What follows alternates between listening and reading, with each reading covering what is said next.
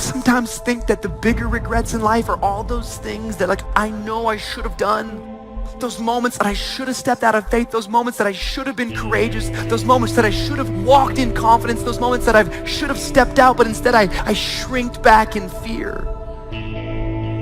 Because it's not just the bad things that I've done, but rather it's the good things that I haven't done. See, every one of us in here, we will fall short and do something wrong. But the question is, which ones of us in here will actually stand firm and do something right?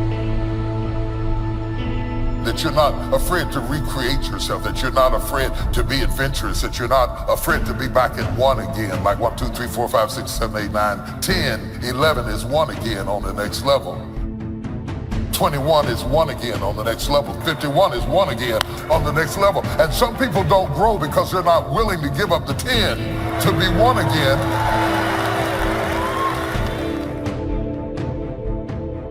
The depth of your past is an indication of the height of your future. When construction workers are going to build a big skyscraper, they first have to dig down deep and lay a foundation. The taller the building, the deeper the foundation.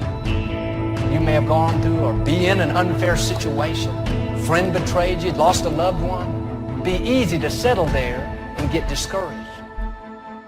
You may be low right now, but God's getting you in position to rise higher. There are new levels in front of you, new levels of joy, new levels of influence, new relationships, new opportunities right in your future. And if you're not willing to give up the 10, you'll stay where you are for the prestige of having reached 10 and not willing to go back to 1 again. You failed to grow to what your capacity was meant to be because you don't want to be a sophomore once you've been a senior. You don't want to say, I don't know again. You don't want to do anything that's out of your comfort zone again. You don't want to go into the unfamiliar again, and you stop growing because you stop going. In order to keep growing, you have to keep going. And you cannot love the prestige of 10 to the degree that you fail to come to 11. 11 puts you in a room with 20s. And some people can't stand to be in a room with 20s once they have reached 10. They'd rather be a big fish in a small pond than to swim into a bigger stream and be surrounded by whales and sharks and all that kind of stuff. They like image more than reality.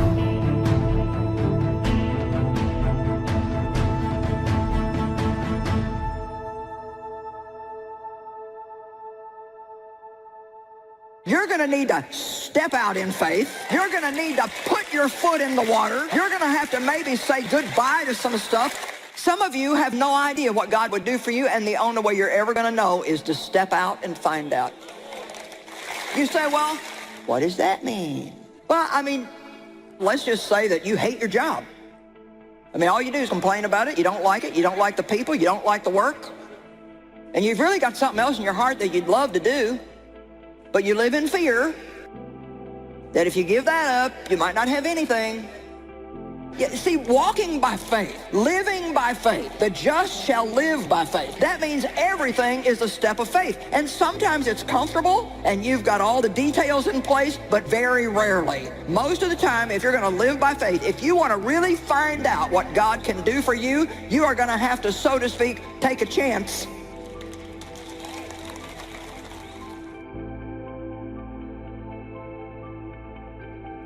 And sometimes you're barely making any progress. Sometimes you're barely making any progress at all. And that tough situation is making you want to stop. And what you eventually learn is you can't stop. When you're going through tough situations, you got to take that next step. You got to keep moving forward. We're going through a pretty tough situation right now in a lot of different ways. Take that next step. Keep moving forward.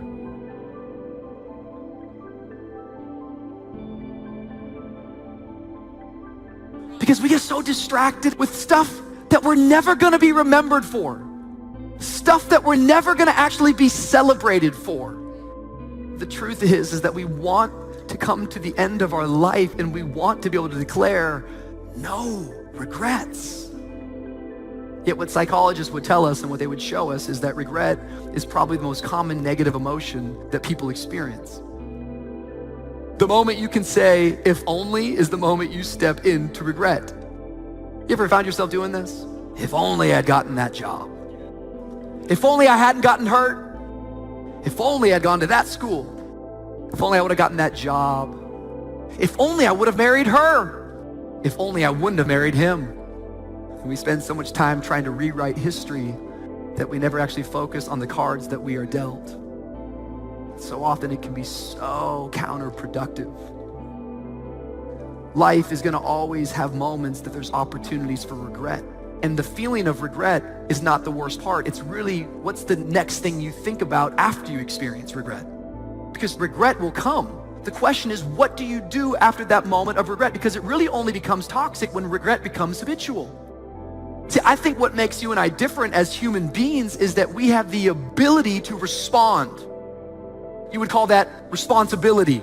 That you and I can choose and we can determine and define our reaction that yes, we will make mistakes, and yes, challenges will come, and yes, there will be these moments that we want to rewrite history. But I'm telling you tonight that if you'll choose your response, if you'll decide now that I'm going to react the right way, you can actually learn and grow from your moments and your mistakes. I trust God. I lean on God. I trust God for wisdom.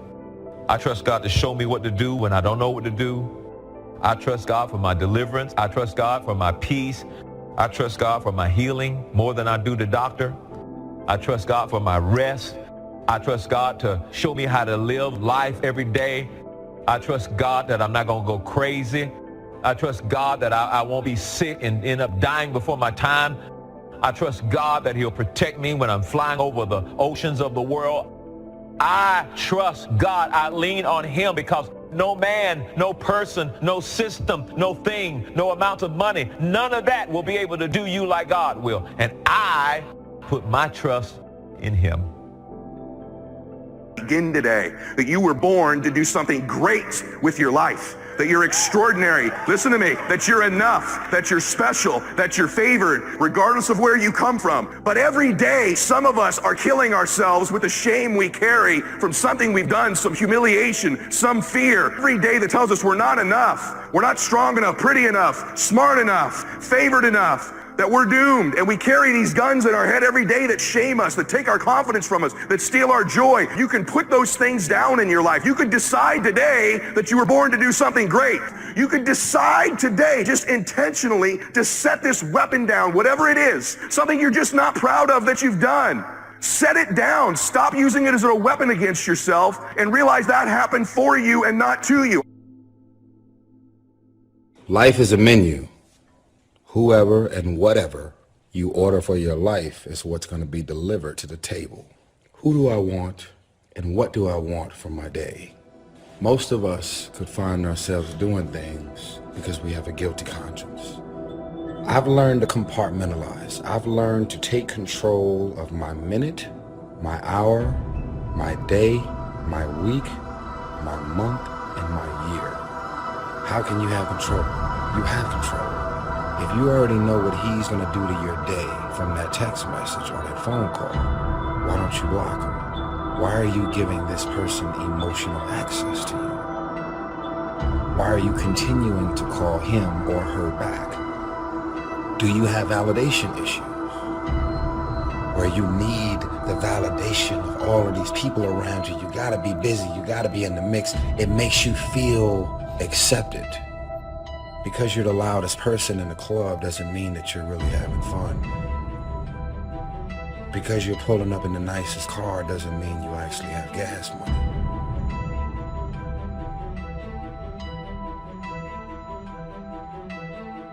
Here's what's important. Debate all major issues.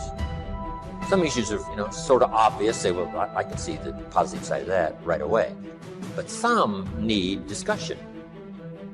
Now, here's what's valuable, to discuss some things with someone else. Debate back and forth. So here's what's important, is to debate the major life issues. In good health today, the great debate is on, which has given us advances we've never had before. So here's what you must be, though, in the debate. A good student. Open to learning, defending and learning. It's important not just to defend.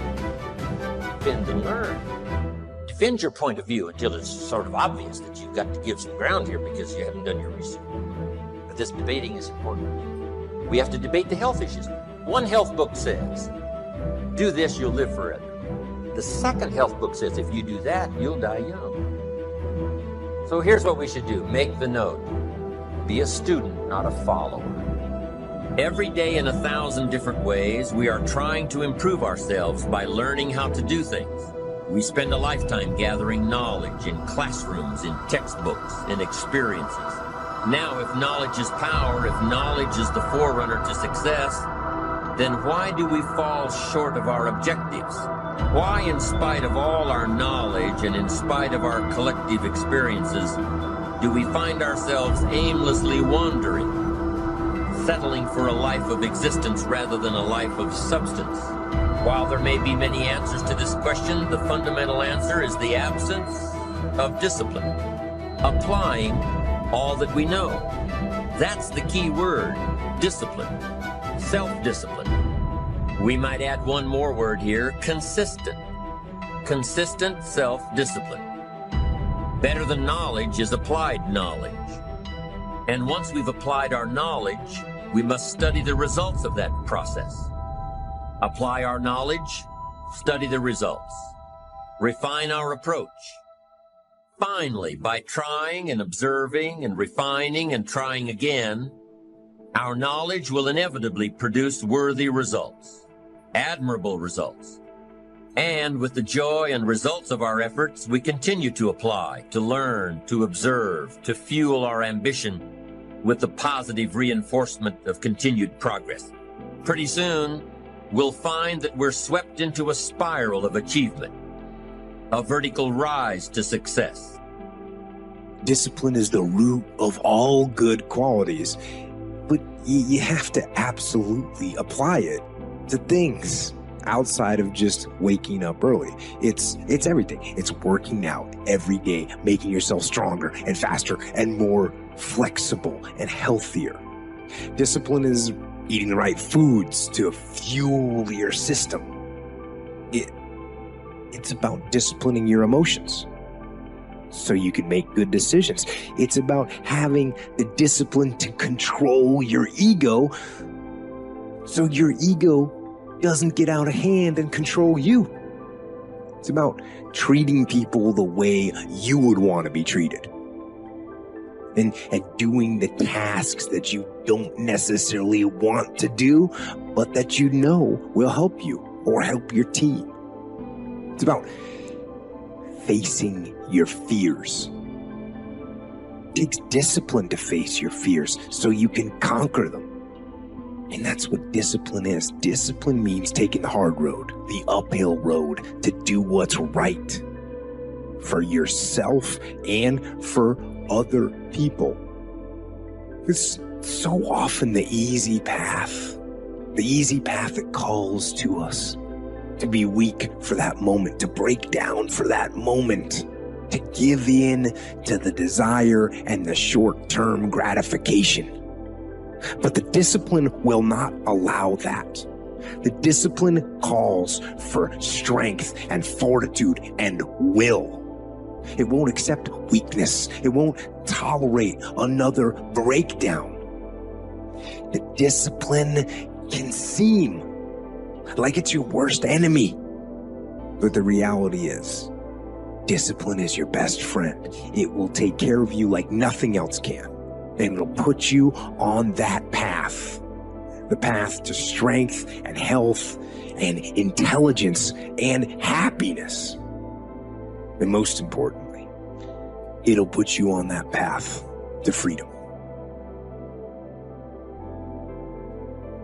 Simple part that most people don't understand is that every thought we think and every word we speak is creating our future. It's as though our thoughts go out into the universe and are accepted and brought back to us as experience. Now that is a very simple thing, but most people don't get it. They don't understand it. They've never heard it before, and they think it's ridiculous. But if you can really accept the fact that every time you think a thought and every time you speak a word, you are literally painting your future, making your dinner, whatever you want to call it. You are creating, and you're creating your own life. And this is simple, but it's not easy to accept. But once you accept it, then you can start deliberately creating what you want in your life. And you begin to be aware of what you don't want in your life and how you are contributing to it. Now, I think this has been around forever, but for some reason in the last 20 years, the universe has wanted this to go out among all the people, or all the people that are ready for it. See, most of us just think, and we don't pay any attention to what we're thinking. We're just doing it. But that's something you need to train yourself to do, to begin to train yourself to be aware of what you're thinking. And one of the ways to do that is to periodically say to yourself, what am I thinking? Would I like this thought to create my life? Would I like to have the experience that this thought could bring to me? Now, it takes a while to do that, but even if we could begin on the smallest level to be aware of our thinking, we can start to make changes.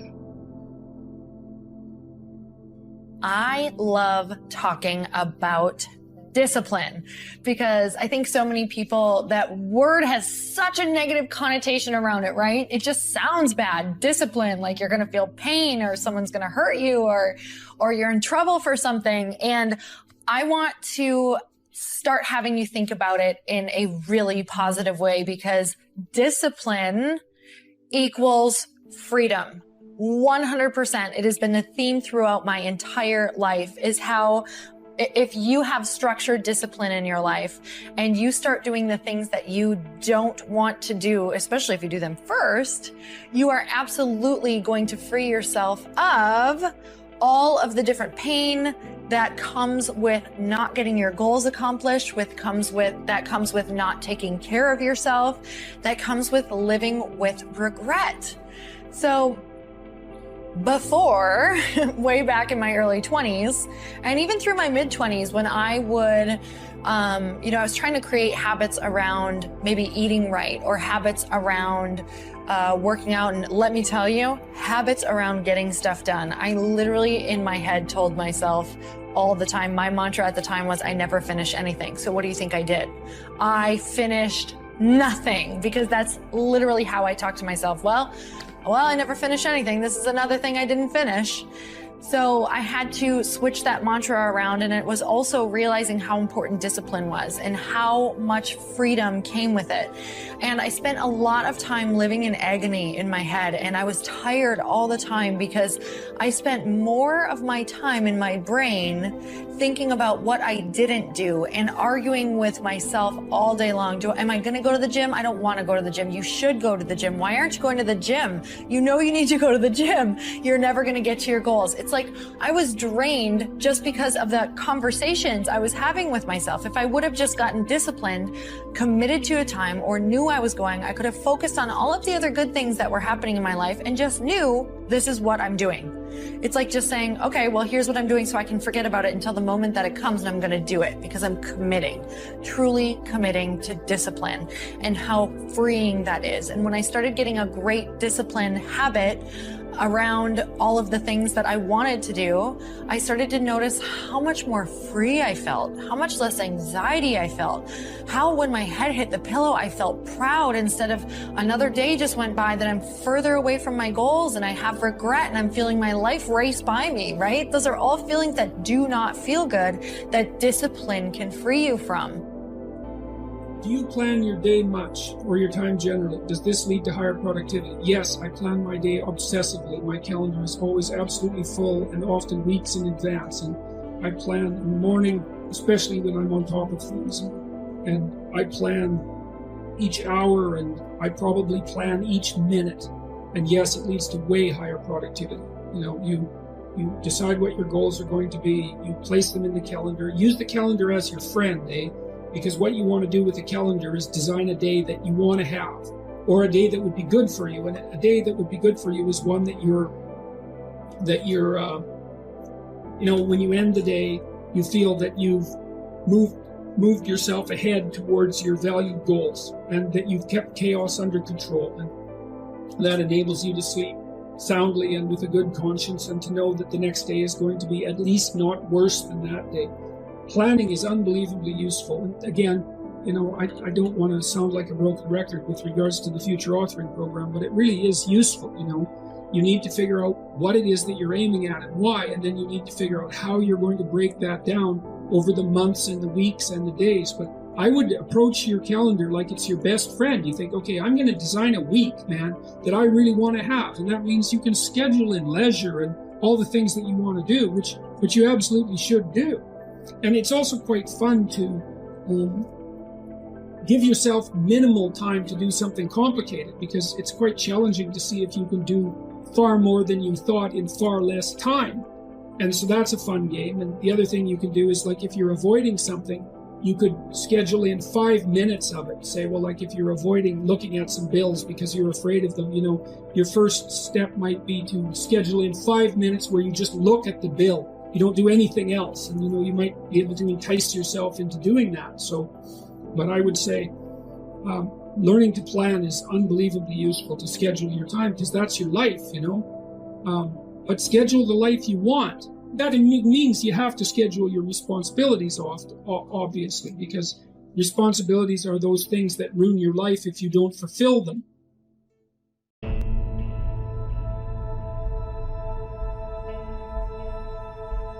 I hope this video makes you uncomfortable. I look at this as a mirror. You get to look yourself in the mirror and ask hard and tough questions. What am I doing every single day with my life, creating obstacles, challenges, and distractions for myself? Creating distractions for myself because of all of this pressure that I live under, trying to make all of these people think that I'm doing it big. Pull yourself together and quit tripping, cause you in the process. God is processing you. He ain't through with you. If he was through with you, you would not wake up in the morning. He gonna fix it. The more weird you are is a reflection of how committed you are to focusing on your shit, molding and shaping your ideas and your craft so that when it's time for you to make your rounds, you gonna fly. Stop running around here trying to live up to the hype, homie. I'm just keeping it real, man. If that's what it is, you owe it to yourself to start strategically working to change directions.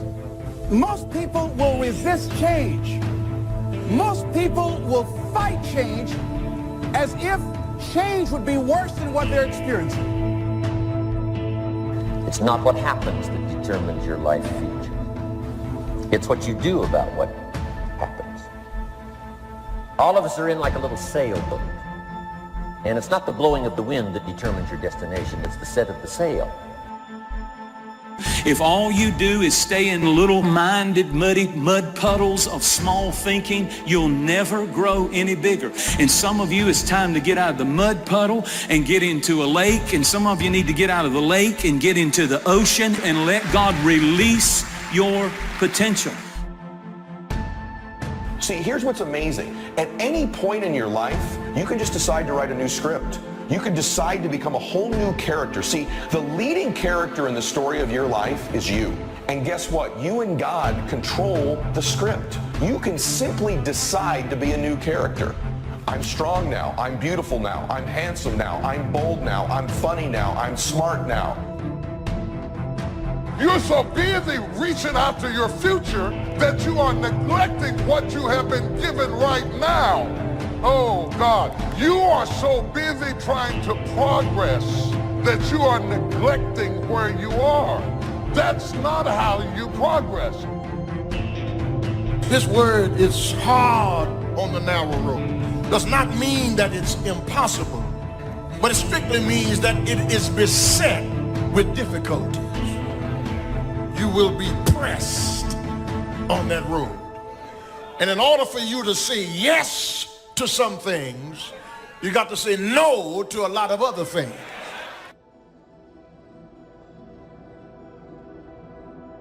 master where you are, and then you get promoted to where you're going. You don't neglect where you are trying to reach after where you're going, because if you learn how to do great things in a small place, you're going to do great things in a larger place, and you're going to be great over here. Opportunity mixed with difficulty. Now, sometimes there seems to be more opportunity than difficulty, and then sometimes there seems to be more difficulty than opportunity, but the mix isn't going to change.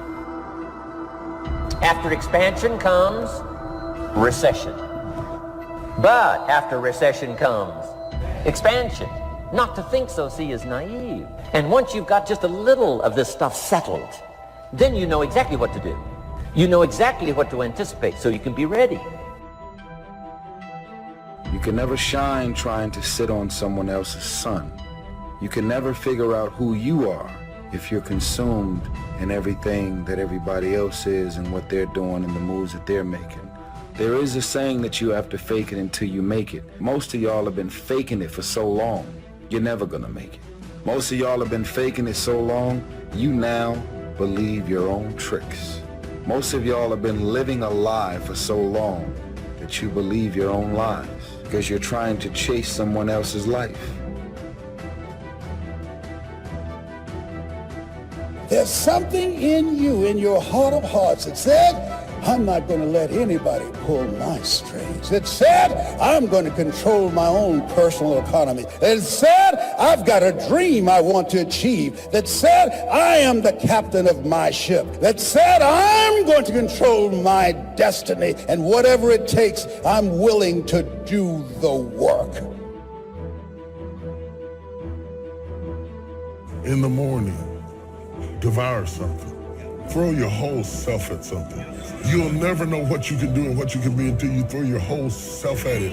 Devour it. I mean, devour it. Don't try it. Devour it. Attack it. Attack it like you're going to kill it. Devour the prey. And in the evening, you divide the spoils. We have it backwards today. We want to divide the spoils in the morning. So we're blinging when we ought to be devouring. See, don't worry about whose name you wear when you're young. Worry about your name.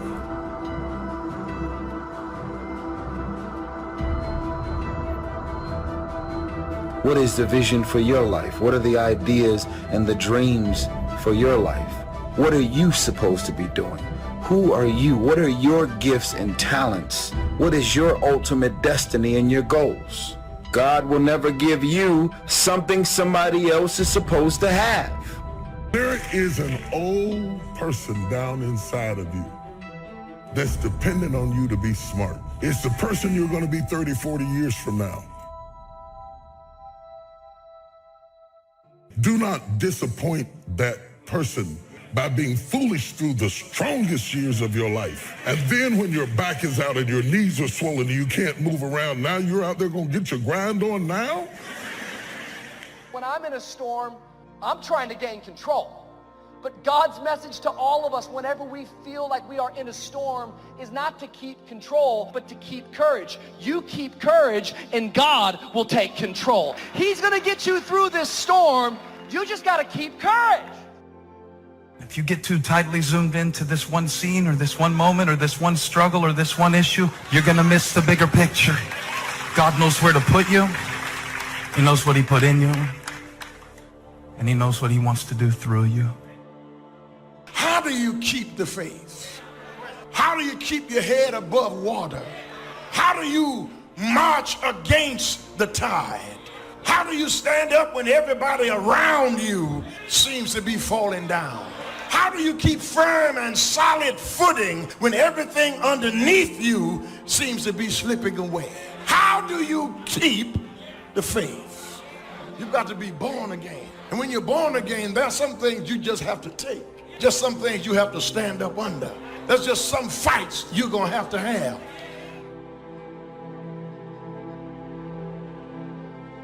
If your friends judge you for being real, they're not true friends. A true friend will accept you for who you are, faults, weaknesses, shortcomings, and all. And people that judge you are not being honest with themselves. They're just wearing their mask, hoping that you don't notice. Everybody is dealing with something. There are no perfect people. But we live in a society that stresses image. It tells us if we don't have it all together, if you don't wear the latest, drive the latest, then you're less than. This creates all kinds of pretending, trying to impress. And that may feel strong, but in fact, it's weak. If you can't be honest with yourself, if you have to hide your struggles, act a certain way to keep up your image, that's going to keep you from your full potential. God is not looking for the ideal you, the pretend you, the future you. He's looking for the real you. Only quality people. As you think about your goals and dreams, this is not for everybody. You want to build an organization with only quality people. Not people who need more, but people who want more. You want to surround yourself with people that are hungry. People that are hungry are willing to do the things today others won't do in order to have the things tomorrow others won't have. If you do what is easy, always looking for a way to give yourself a pass, to let yourself off the hook, to do what everybody else is doing, a job, the journey of the broke. If you do what is easy, your life will be hard. But there's something in you that says, you know, I can't do this. I can't do this anymore. It's not what you are that holds you back. It's what you think that you are not. That's what holds you back. You cannot always control circumstances, but you can always control your own thoughts. Nothing changes until your mind changes. Information does not bring transformation. Conversion does. You can't be distracted by things that are keeping you from your purpose. You don't have time to waste worried about what people think about you. Your time is too valuable to respond to every critic. Those are distractions. Everyone is not going to like you. Quit trying to convince someone to understand you that's determined to misunderstand you. You can't get to second base and keep one foot on first. You've got to let go to grow. I don't care how many people love you and encourage you, or the ones that try to tear you down or destroy you. When God has a dream for you, it is your dream. Your dream. You know, when death finds me, I want it to find me climbing up a new mountain and not sliding down an old one. That's powerful stuff, and that's the attitude you've got to have. So my question to you is, what else is in you? What else is calling you? What else do you feel you can bring into this world, you can produce? Or are you satisfied where you are? What you focus on, what you concentrate on, once your eyes are fixed on that, it begins to energize you and you begin to see the possibility of making it happen. What's your target? What's your goal?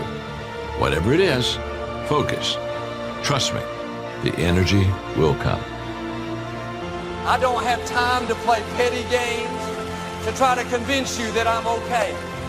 Life is too short to try to have peace with people that don't want to have peace with you. Some of your relatives, you love them, but you have to love them from a distance. Don't frustrate yourself trying to make things happen that they don't want to happen. And so when you look at yourself, look at your goals, there's a reason we are taught, judge not according to appearances. Don't judge yourself based upon your past. Your past has nothing to do with you right now. It's in the past. Let it stay there. Don't bring it up front. In other words, there were behaviors and thoughts you've had in the past that were needed to produce the results you currently have. But you need to stop what's no longer needed. Maybe you're continuing a thought or a worry that at one time was needed, but no longer is. It could be something to protect yourself from fear, to protect yourself from harm, or to serve you in getting through a certain circumstance. As you begin to look at yourself and look at where you want to go with your life, it's very important for you to ask yourself a question as you look at various areas of your life. Is what you are doing, is it giving you what you want? If it's not giving you what you want, It's going to take courage to decide to do something differently. It takes courage to enjoy yourself. God didn't bring you in this world to be average. God didn't bring you in this world to wake up and die one day and just be another person that lived and died and didn't do anything significant in this world. You have the right and the power within yourself to choose the direction you want to go. But in the process of making that choice, understand that God is sovereign, and when everything is said and done, he will have his way. You're still alive, so therefore God is not done with you. You're still here. God has a plan for your life. Everything you're going through is preparing you for what you ask God for. You just got to quit tripping while you're in the process, because the process is necessary. You may not see it now, but when he gets you on the other side of it, you're going to see exactly why it went that way, and you're going to be okay with it. Pull yourself together and quit tripping because you're in the process. God is processing you. He ain't through with you. If he was through with you, you would not wake up in the morning. He gonna fix it. You don't have to lose your faith just because God didn't say yes to what you requested him to do. You don't have to have a nervous breakdown, a pity party, throw in the towel just because you didn't get the job, didn't get the house, didn't get the healing, didn't get what you wanted from the Lord. Do you realize the percentage chance of you being born when you were born to do what you do, and you're going to walk around in self-doubt trying to figure out if God chose you? You ought to know God chose you. You ought to believe God chose you, and you ought to go through your life with your head held high no matter what is in your bank account, because I'm chosen. We don't need faith to direct us when everything falls into place. We need faith to sustain us when all hell is breaking loose. I don't need you to tell me how to act when I get healed. I need to teach me how to survive when I don't get healed. I don't need you to tell me how to shout when I got a new job, a new house, a new car. I got enough sense to be happy when things go right, but teach me how to be happy when all hell is breaking loose. Things are getting bad instead of better. Teach me how to stand when it's raining down on my face, and tell me how to keep trusting God when he says no. When you ask God for something, quit tripping. He got it from him. Well, Lord, if I could just stay with him a little bit longer. Maybe you don't need him. Maybe he the reason you ain't got nothing now. Well, I don't want to leave him because I've been with him 8 years. Well, hold up. Whoa. You want 8 more years of this? The only reason I'm telling you this, because this is how I made it. I just do me. I'm just being me. I stay uniquely who I am, because you are okay just the way you are, because God made you uniquely who you are. He wanted you to be just like you are. God won't bless who you pretend to be. He looks beyond the mask, beyond the superficial. Being vulnerable is not a weakness, it's a strength. But when we pretend, try to impress people, live for our image, that puts pressure on us. We have to perform. Make sure they think I'm good, I'm strong, I'm talented. Take off the mask. You can be real. What they think of you doesn't really matter. They don't control your destiny. If you do one thing well, you can still dabble in other things as hobbies in your free time. But if you're trying too many things and not very successful in any of them, you won't enjoy yourself, you won't know any real accomplishment. It is this attitude that invariably brings success. You know, one of the things that human beings underestimate dramatically is their capacity to get great at something if they're totally immersed in it. Because you are way more powerful than you know you are if you went crazy, psycho, obsessed, laser focused on anything, even something you're totally ill-prepared for. This life here, this is not me. This is not working for me. I want a way out. I want to do something else. This job, it's not me. Many people are staying where they are, even though the place where they are is not them. When there are major changes that you need to make in your life, and you don't make them, after a while, you become blind to them. There's a whole generation. Everybody wants purpose. Not very many people want process. I want to encourage you today. Every one of us, we are all just passing through. We are all just going through this life. This place called Earth. I love my life. I'm grateful for life, but I understand this is temporary. I'm living for an eternal perspective. This life is temporary. I want to live my life on mission. This is a key phrase now to use the rest of your life. You must learn to discipline your disappointment because you didn't set up the setup, and that is not of your making. Now, if you made gross errors and you ran them off, see, that'd be different. Now, you're responsible for that. But if it's in the normal course of things, this is the way things are. So you look at this thing called life, it's about transformation. It's about disruptions and about miracles because you have miracle working power. Don't judge where your situation is right now, even if you don't have any evidence to the contrary. Judge not according to appearances. See, that's why you have to have big dreams, because your dreams have to be bigger than all your fears and all your consequences. What makes people go back is you dream too small. See, your problem in life ain't if you aim too high and you miss it. Your problem in life is if you aim too low and you hit it. That's, you messed up now. You've got to develop this might be the day attitude, all right? This might be the day. Well, why do you keep coming back? Why do you keep acting so strong? Well, because this might be the day.